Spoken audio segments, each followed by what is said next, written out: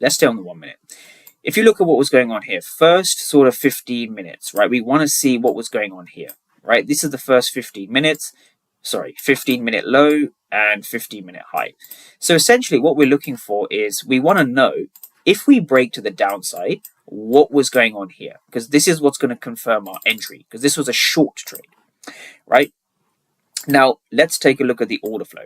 So this is now a 5-minute chart of ES, right? So if we just take a look at this 5-minute chart, what do we see in the zone? So again, this blue box is the same as this gray box.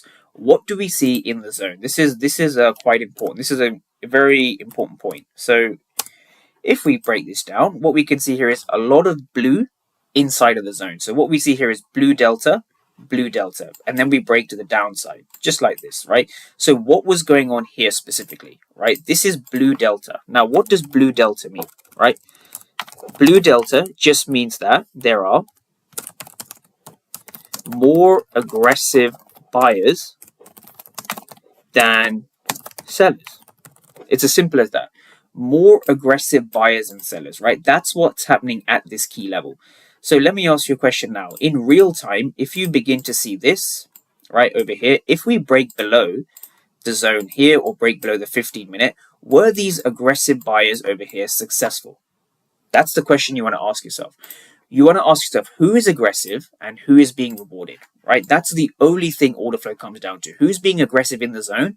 Buyers are being aggressive. Blue delta and blue delta, but we break below the zone and we break below the 15-minute range break. So who is actually who's being rewarded here, right? It's not the buyers. This, in fact, is what we call a buyer absorption, like this. This is a buyer absorption. The fact that we've broken the 15-minute low despite having lots of buyers over here, this confirms that sellers are in control, right? And you want to be shorting when sellers are in control, right? So this is my short over here. So my short came at 1 minute break, 1 minute retest.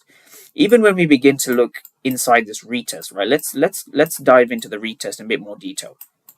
Right, here's the 1 minute break. Here is the retest. Now, for me, as long as so this is the initial break on the 1 minute. So I'm looking at the low of the body here. So there was my entry. So my entry came at around 7,000 or just beneath 7,699.5, right? There was my entry. So what's going on here is I'm interested in this order flow retest. So here, these candles here, 1, 2, 3, 4, 5, 6. 6 minutes worth of data, right? 6 minutes worth of data. So that data corresponds to these candles over here. So 1, 2, 3, 4, 5, 6, right? So I get lots of questions. What do I look for? How do I enter? What is it I'm looking for? So the short answer is you need to put in your own screen time, right?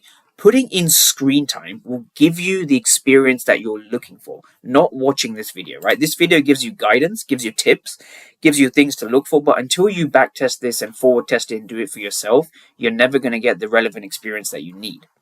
So what we're looking for is, yes, we have a range break, we have the high, we have the low, we have tag into a key level, and then we begin to break the key level and the low, right? So we break these areas. So what this represents now